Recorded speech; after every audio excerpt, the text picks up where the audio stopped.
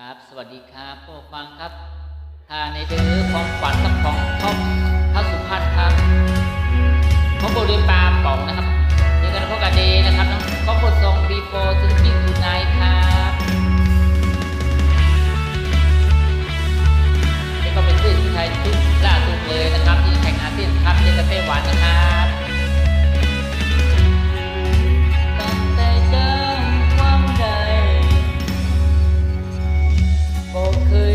สัมผัสกลิ่นไอของความสบาย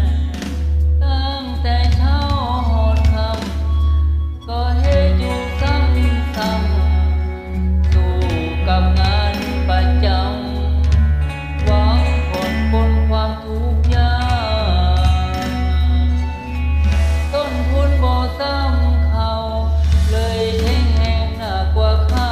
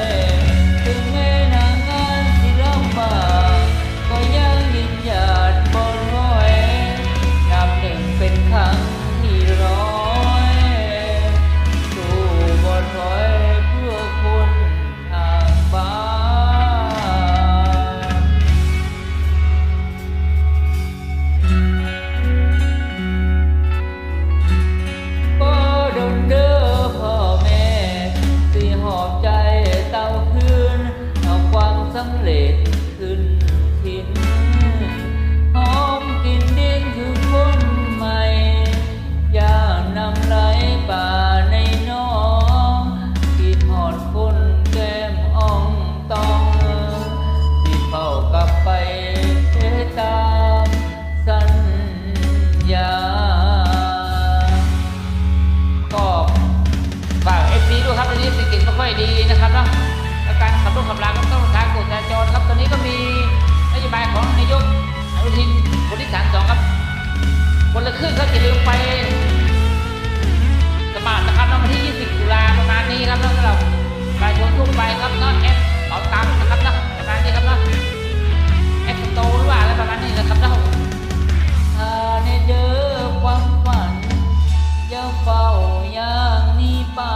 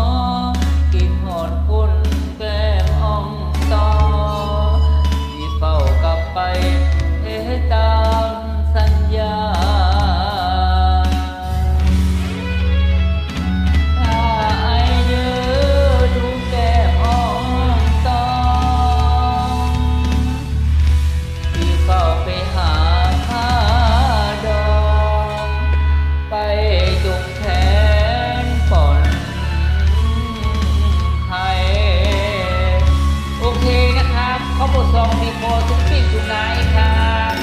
ที่ผมพูดครับว่าอันนี้เป็นเสื้อชนิดไทยชุดล่าสุดเลยครับที่จะแข่งอาเซียนครับแล้วก็ฟีฟ่าเดย์อะไรประมาณนี้นะครับเนาะราคาก็แบงค์ที่ทาวน์ครับนะความชอบส่วนบุคคลนะครับถูกงานครับโอเคนะครับนอนหลับฝันดีครับวันนั้นวันละเพลงครับนะจะมีธุระก็ให้พบกันนะครับกันนี้ครับขอบคุณครับอาทิตย์นี้เจอกันแน่นอนครับ